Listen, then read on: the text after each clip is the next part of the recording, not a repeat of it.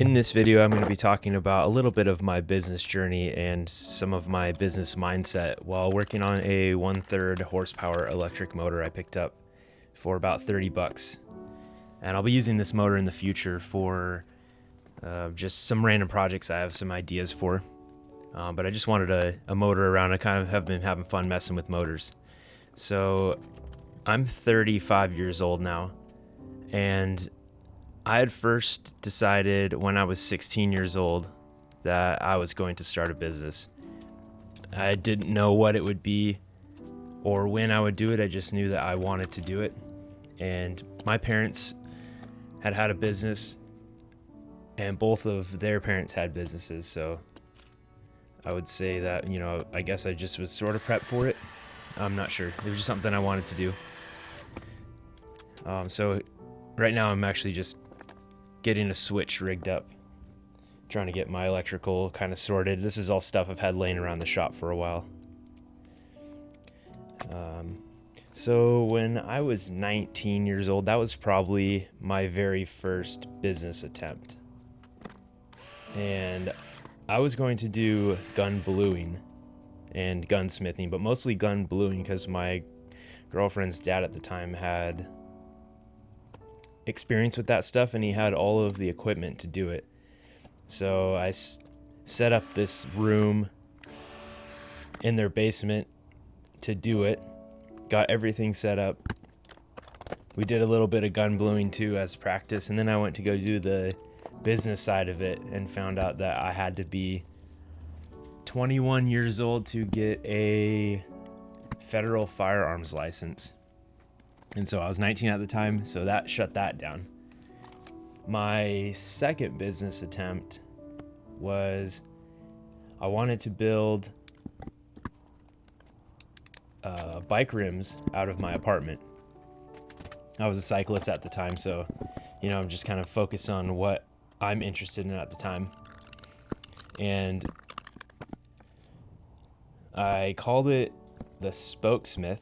So I got a business license, and then I went to find the materials with the distributor and found out that I needed a storefront to actually get the things I needed to build rims. So that shut that down because I was just too busy as an elite road cyclist to try and do that. I did not want a storefront either. I just wanted it to kind of be low overhead. I feel like there was a third attempt, but so my last attempt that was a true attempt was when I was 27 years old. I decided to become a contractor and just start as a handyman. It was kind of the thing I knew to do the best. I'd already been kind of doing that stuff for a long time under the table. And I was managing somebody's business at the time, doing parcel intake, I suppose, at the border, and Canadians would come across to us. So I didn't have as much freedom in that business as I would have liked. So I just decided that it was time to go out on my own. And so I started the business as a handyman. I built my website, which was really hard to do because I really didn't have true experience. I had never worked for another contractor. I did work for 3 years in aerospace aircraft interior building, so I gained a lot of experience doing that stuff, working with tools and looking at drawings and things like that.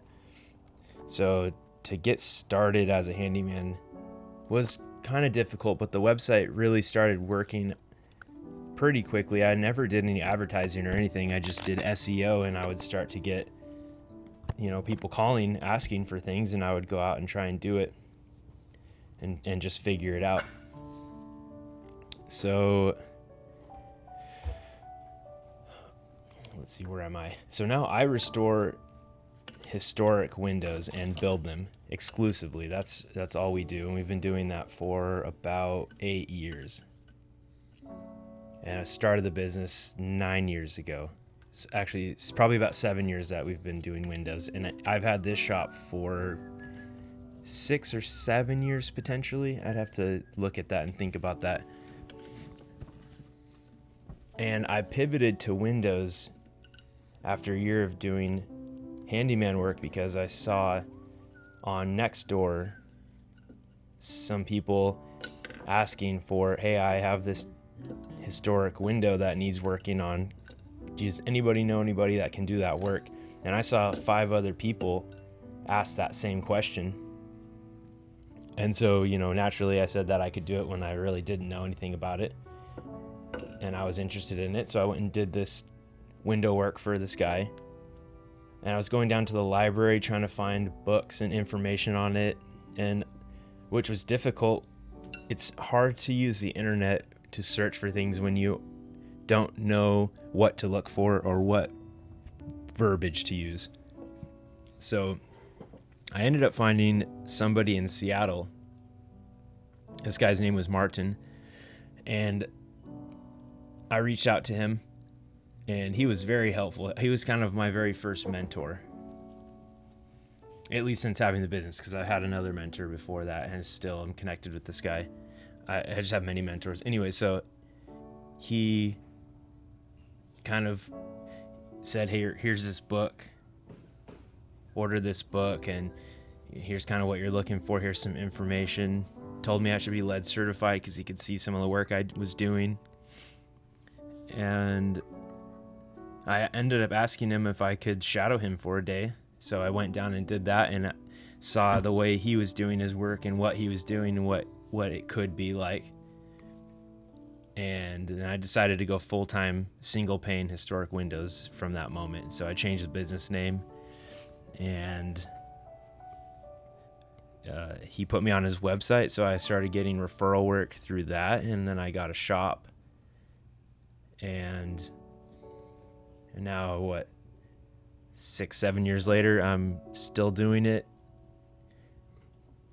busy as ever, continuing to increase my craft and get better at what I'm doing. And people are talking about us. We get a lot of referral work. So, how did I get here? Well, and I didn't think about this in the beginning, but now I totally do. At some point in the business, I really started, and I'm pretty sure it's probably from other people I listen to, but it's really about looking at life as value. We as entrepreneurs are creating value. And when you look at life in terms of value, it maybe gets a little bit easier to identify what you could be doing in business, because you could just ask yourself, is this creating value? Is it fixing a problem for somebody? Because if you fix somebody's problem, you created value. You can create value by manufacturing things from raw products. So there was no product before, now you make that product, and that product creates value for people. And money is the product of value. Now let's go back to the motor. So now we're getting to the important part here. So that was the first time I had actually gotten the motor to turn over a little bit. So really with the motor, I'm starting to realize that it has windings inside, and you need to energize the windings just so to get the motor to continue to run. So you can wire it up to run forwards or backwards. See, I'm barely getting it to run. I'm not sure why it was just running a tiny bit like that, but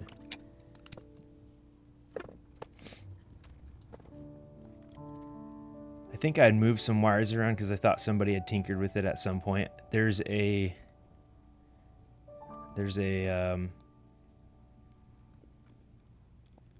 like a fuse reset switch. I'm pretty sure that doesn't work anymore, which is fine. I don't really care. I'll just trip the breaker if that happens. So I put that wire back to where it needed to go. Yeah, so same thing. So I just have it plugged straight in. Oh, there we go. That's the first time it ran. So I was pretty happy about that. I was afraid the motor had an issue, but it didn't. So I'm gonna put it back together. And now I'm realizing, you know, it's just running. It's running pretty good. So now I wire the actual switch into my lead wires. So I don't have to unplug it anymore. I can actually turn it off and on. Yeah, so now I'm deciding which way I want to get the motor to run. Oh, that's right. There's just like this random pin on the other side that wasn't hooked to anything. And I needed 2 wires to go into that. So I'm actually taking that off right now and switching it over to the middle pin. So I can plug in that blue wire that's leading from the motor and then into the neutral wire. So, and I've got, yeah, I'm figuring out which way it's running now, I think. There we go, I swapped those.